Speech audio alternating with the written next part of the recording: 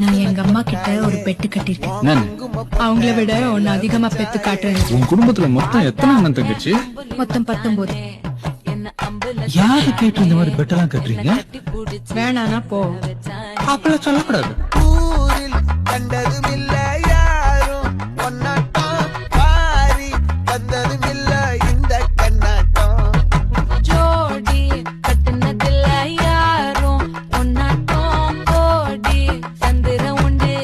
நள்ளிரவு விடியும் மட்டும் என்னடி அங்கிட்ட அவ்வளவு வேலை கிடக்கு, நீ மைக் போட்டு வர சொல்லி மாங்காய் வாங்கி தர சொல்ற? உன்னாலதான் நான் மாங்காய் தின்றேன், நீதான் வாங்கி கொடுக்கணும். என்னடிமா சந்திரம் உண்டு நள்ளிரவு விடியும் மட்டும்